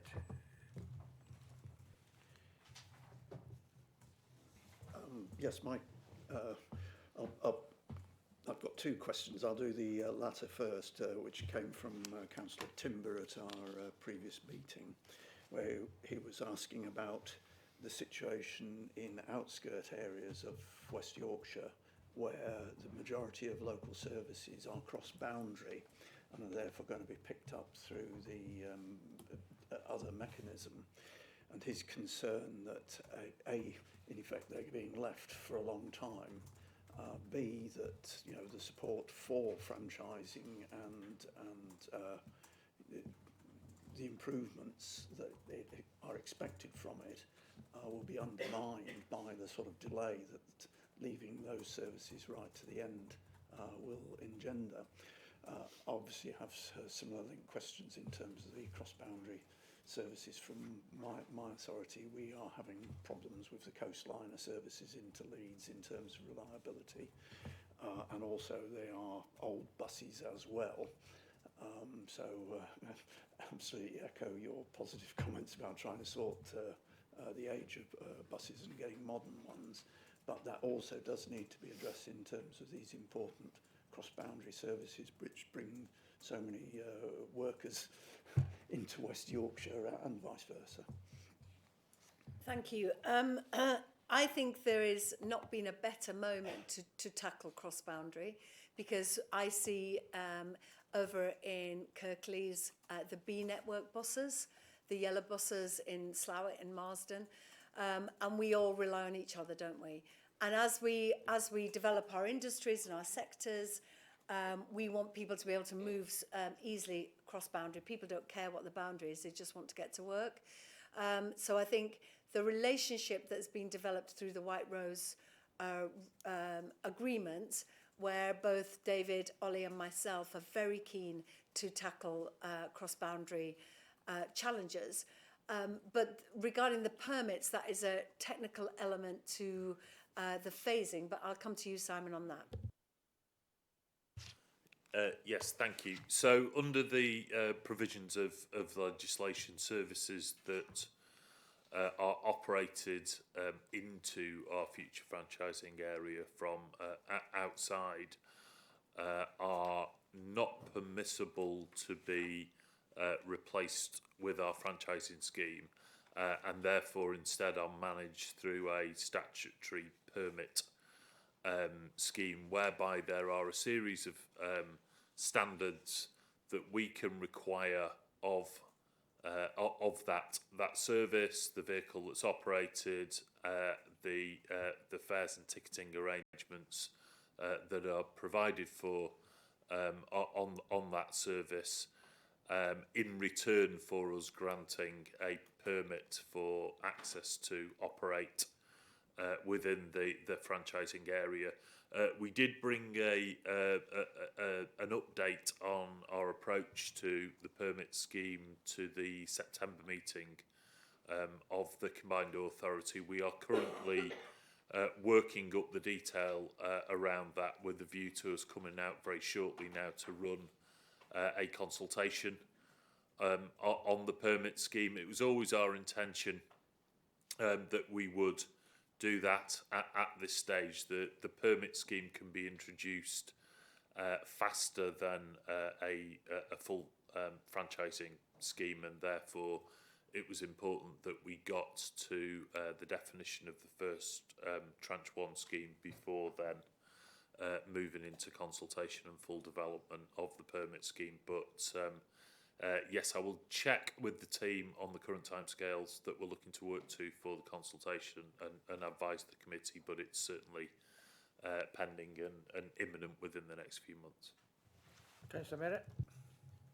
Yes, thank you for those, and obviously look forward to seeing that in due course. If I can ask, my second question is about what involvement the Mayor has had in the ongoing development of the Northern Powerhouse Rail schemes and where things have got to on that. Thank you so much. Well, of course, I'm a member of the Transport for the North. So you'll remember I was very new in role when the HS2 arm to Leeds was cancelled and seemingly, without any political pushback. I think having mayors now as a voice of a region, I think has really made a difference to develop these plans with the public in mind. So we've been working really hard with DFT, talking about a phased approach, as you've seen with the White Rose Rail Plan. We work with partners, as I explained earlier, and Lord Blunkett, to have a pragmatic, phased approach of investment and delivery. It's not something that's going to happen in the next 6 months. This is a grown-up plan to deliver better outcomes for our region. But as Councillor Hinchcliffe said, this isn't just about West Yorkshire. It's about connectivity to Greater Manchester, to London and elsewhere, which is why making the case consistently that we need that new station in Bradford with that line to Huddersfield that connects us to Greater Manchester, and gives us an opportunity for regeneration in Bradford. But as I said, being in Parliament with the Rail Minister, talking about the electrification of Leeds to Sheffield, and extra capacity at Leeds Station, and Sheffield Station is also at capacity. But Leeds is one of the busiest stations in the whole of the north, and we're already over 100% capacity at the weekends.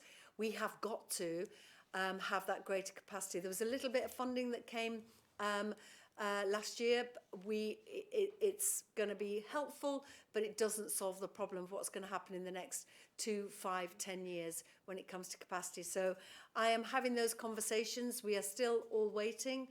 I'm being encouraged and reassured that this is a priority for government, and they want to make it work east to west as well across the Pennines, because we do need that equity of investment, because what works in Leeds and in Bradford is going to help Manchester Airport and Manchester and Liverpool.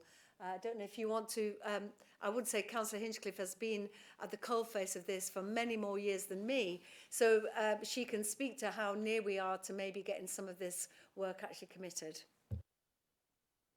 Yeah, so in my mind, east-west connectivity is the absolutely most important thing in the north. We need to get that sorted as quickly as possible. It's not right that it takes like 2 hours to get to Wigan from Bradford, you know, on public transport. So it is very, very important. And we are, as the Mayor says, having very constructive conversations with the government about Northern Powerhouse Rail. We're in a Southern Gateway Board meeting actually this week, where DFT were there, MHCLG were there, talking about how we develop that with the Northern Powerhouse Rail plans. For Bradford, it would mean 12-minute journey time to Leeds, 30-minute journey time to Manchester, and we can get on with that quite quickly. And of course, that has benefits across the north. It's just that agglomeration effect of bringing cities practically closer to each other has a massive boost on our economy. And once the decision is made, then actually that confidence from the business sector is also going to provide a boost to our sector, even before you put any spades in the ground. So that is something that we've been working on for many years. We've been very pragmatic about how that can happen. We're not idealistic about you've got to have a brand new line everywhere, but we are saying, you know, connect the major cities to each other by whatever means, and you will get an exponential growth in the economy, which is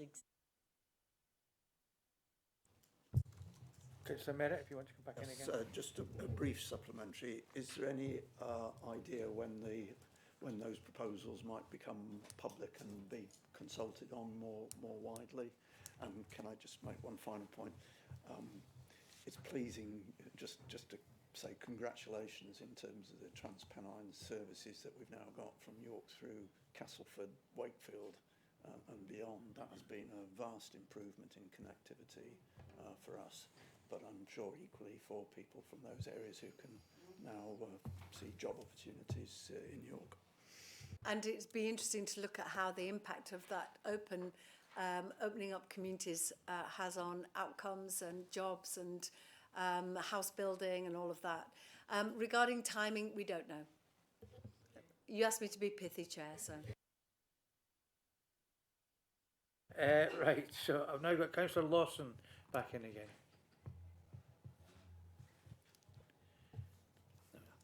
So, as part of your pledge on access to sports and culture for all children, have you considered reviewing rising costs for school swimming transport, the forced use of pop-up pools undermining local leisure facilities? Thank you. There was recently an announcement from Kirklees. Where's Kirk? Oh, you're Kirklees. Aren't you getting a new swimming pool in Dewsbury? We don't know when. It's some way off. I can tell you that because they've not found a site yet. They're at the very, very first principles so far. Thank you. And my pledge was every young person having access to grassroots sport and creativity, which is why we signed a memorandum of understanding, one of the first in the country, with Sport England. And one of the things that I believe, when you speak to an adult and say, can you swim, can you ride a bike? And they say no to both of those, I think that's often quite an indication of where they grew up and the opportunities that they had as a child. It can't be right that too many young people, particularly in the summer, are dying because they can't swim and they've jumped into water that is too deep for them. So it's something that we're looking at. Obviously for schools, it is, as you say, transport. That's not just to swimming lessons, but that's also to cultural opportunities, theatre, music, museums and so on. So it's something that my committee are looking at very closely. Okay, thank you for that. Going back to the pop-up pools, they do have elements of water waste, extra energy use, chemical use, and a lack of changing facilities for children. So would you agree when I say that not only are we undermining local facilities, local authority facilities, but we're actually denying access to better quality facilities in the meantime now. So there are many of those local authority facilities are actually hanging by a thread as we speak financially. So there's a separation between the service and the people who are serviced. So is there something that you want to say about that, please? The pop-up pool in Cleckheaton was temporary, wasn't it, as they built the new swimming pool, which is pretty glorious pool. But I'm going to hand over to my local authority colleague who knows more about pools than I do. I don't know a lot about pop-up pools, actually, but I have to say We have a lack of pool space in Bradford. I'm sure that's the same across West Yorkshire, to make sure that all children can learn to swim in a short time frame. And I think, you know, we're all trying to figure out how to do that and how to expand that network. Pools are very expensive to run. We all know that in our local authorities. You do need probably a gym facility alongside that to be able to cross-subsidise the pool space. And I think that's something we're still grappling with. Sport England don't have huge amounts of money to give out for running of pools. Some of the stuff we've had about solar panels on pools have been really helpful, actually. That's reducing some of the expenditure on the running costs. But I think, you know, we've got a pool strategy in Bradford. I'm sure everybody has in West Yorkshire, and it depends what's in that. And if there's a new dynamic of pop-up pools, that needs to be factored in within that strategy and thought through. Councillor Craig. Thank you. Regarding the new local transport plan, I'd just like to say that in Wakefield we were very satisfied with the quality and extent of the process and events that have been held in Wakefield, in the consultation, etc. But regarding those, and I know we await the full consultation report in January, I think, it would be helpful to know, we had a number of events, but it'd be helpful to know to what extent they actually engaged the public, rather than just the the wider public, rather than just companies or people with vested interests in those things. And along from that, what sort of role in the Transport Committee's engagement do Leeds play in the consultation events? So I don't know whether you've got... Yeah, the Transport Leads, sorry. Yeah. Thank you for that. It's really important that we get the voice of the public, because this is a once-in-a-generation opportunity to finally get transport right in West Yorkshire. There might be bumps on the road, but it's a chance for us to hear what people have to say and give us that intel from the ground. But Helen Ellerton, Head of Transport Policy, has been leading the team on consultation, so I'm going to come to somebody who knows much more than me and is cleverer than me. Helen.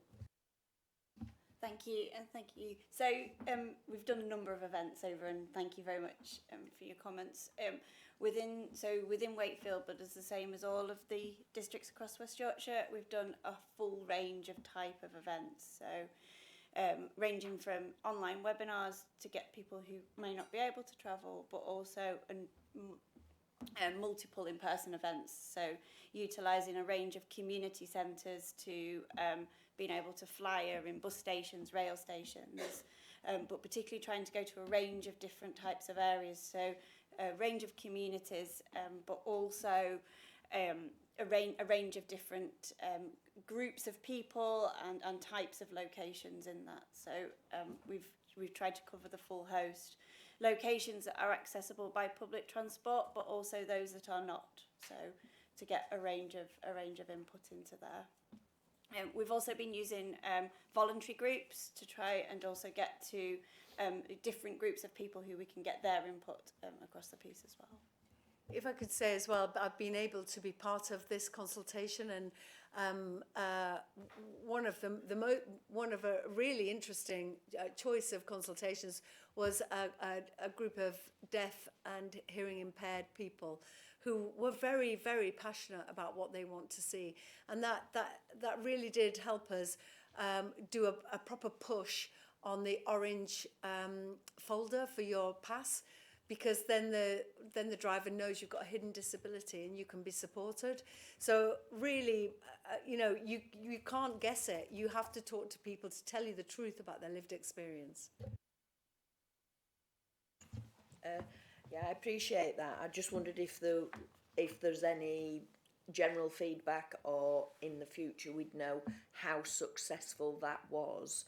All that, and I know you've got a range of, we've been happy with that, but we don't know what the outcome of that was, as in, have you engaged across the board the public, or have you not, and what might you want to do if you feel that there are some areas where you've really not had that feedback or that engagement? Can I just say, Helen, before you answer, one of the challenges is people who don't use buses. and people who just get in their car on the drive and we never see them and we can't access them. So of course we talk about those furthest away, but actually we also have to have modal shift. So we have to know why people won't use a bus. So that's also one of our challenges. But Helen, if you want to answer more particularly. Thank you, and it's a really good question to actually being able to understand actually who has been engaged and who has actually engaged with the survey responses as well. So as you reflected, we are currently in the process now, following the consultation ending on Tuesday, to look at all of that data. So we're writing a report at this moment, which is based upon numbers of people that we've tallied up, if you like, that have attended events, but also those that have responded to the survey and the information they give us about themselves as well. Okay, because everybody has behaved themselves, we've now got Councillor Edwards. There was 2 potential questions that were left over. One was from yourself and one was from your colleague. Do you want to ask one of them? I'll skip my one because I've spoken enough. So this is one I'm relaying from a colleague. Has the Mayor considered appointing a walking and cycling commissioner as Greater Manchester has?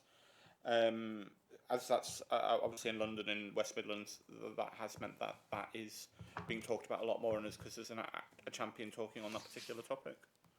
Thank you for that. I feel I am a champion of walking and cycling, as I cycle myself and use the electric bikes. But I did meet with Dame Sarah Story a few months ago because I wanted to understand the additionality of having somebody that is the champion specifically for that role. It's a paid role, so we would have to justify it with outcomes. But I also am very proud of what our local authorities are doing as champions within their local authority on walking and cycling. So it's not something I've disregarded, but something that is in the mix. But I don't know if anybody else wants to speak to that. No, it was a direct question to me. I've been thinking about it, but I hope that you see that as someone who cycles, I also, through my own lived experience, I'm a champion for the region. But it was very interesting to meet Dame Story, and she takes a more national role and attends many events across the whole country talking about cycling and active travel. And I'm very pleased that in West Yorkshire our interest in it has meant that from Active Travel England, we have got substantial amounts of money in comparison to some other areas because of our determination to not just tell the story about how good it is for you and your health and also the climate, but we're building the infrastructure as well so you can do it safely.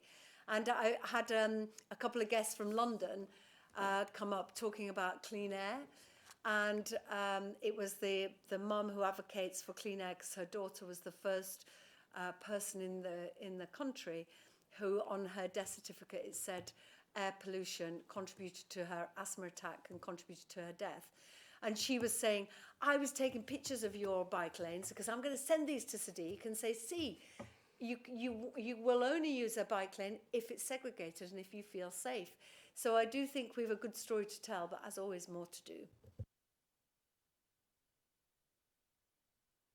Right, so thank you very much, and can I thank the Mayor and Councillor Hinchcliffe for coming along and the officers.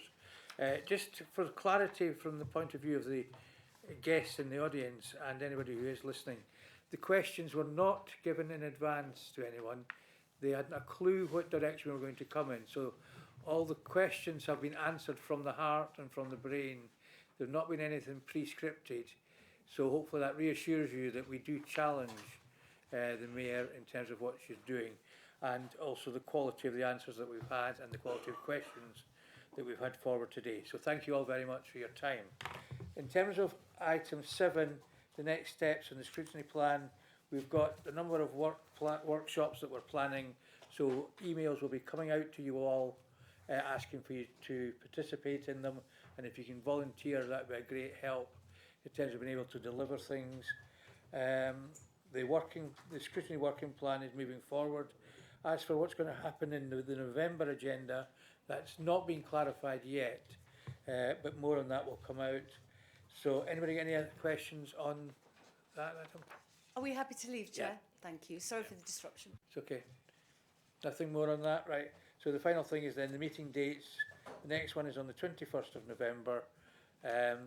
So can I thank you all for your time and effort today. It's been much appreciated and it's been done in an excellent manner, and I think we have challenged both WICA and the Combined Authority. So thank you all very much for your time. Thank you.